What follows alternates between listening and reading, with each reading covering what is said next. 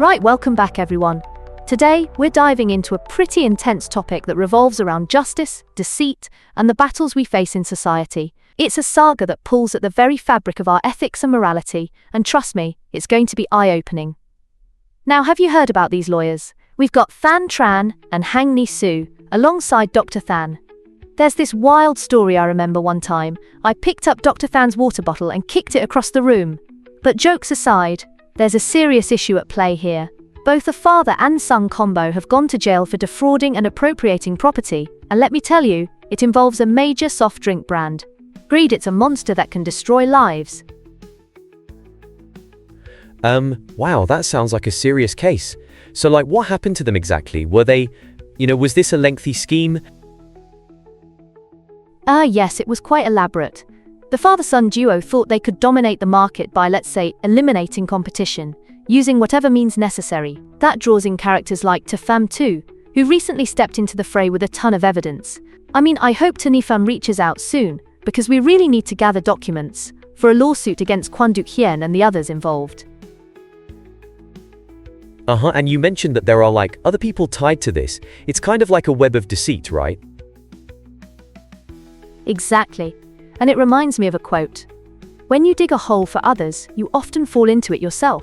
Think about it. Remember when Tai Van Duong and Bu Pham got jailed under similar circumstances? It's like this evil organization sent a lot of innocent people to jail just to maintain their grip on power and wealth.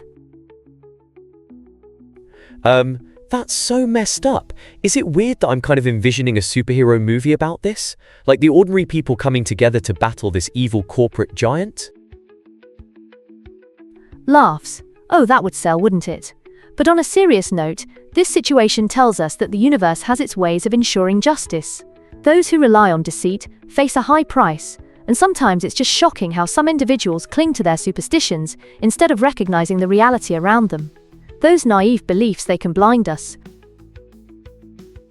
Right. So it's like they're living in this bubble, thinking everything will be fine, but then, bam, they face consequences. Exactly. And speaking from my own journey, I've weathered storms alone, driven by a spirit to protect what's right. It's heartbreaking to witness rich folks who, instead of using their wealth for good, fall into sinful behaviors that harm others. This isn't just a tale of morality, it's a lesson in integrity. Wow, that's really insightful. It's incredible how some people can act like they're better than others yet have absolutely no genuine morality. I kind of think of it this way. Like there are good witches and bad witches in stories. Some just take their power and misuse it. Laughs. I love that analogy. It's precisely that duality we see in society. Those claiming to have fortune while engaging in illegal activities, they parade around like some kind of royalty, blissfully unaware that the truth will eventually come to light. Yes, and they think they can pull the wool over everyone's eyes, right? What's wild is that you said you never formally studied media. How do you maintain that authenticity? Well, that's a more complex topic. It boils down to being emotionally honest. I operate with the intention of speaking for the people.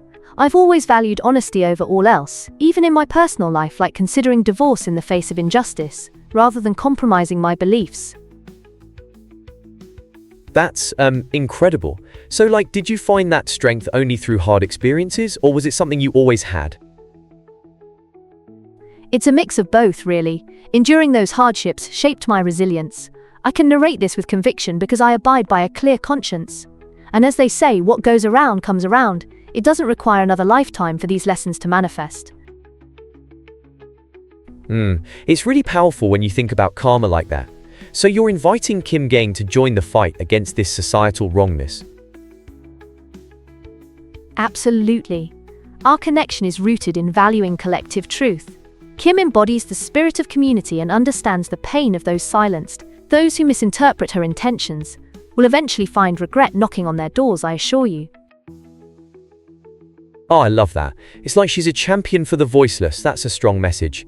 It's so important to raise awareness for these issues. We need to share this story. Definitely. More voices, more strength. Together we can make an impact. And it's like a giant wave, right?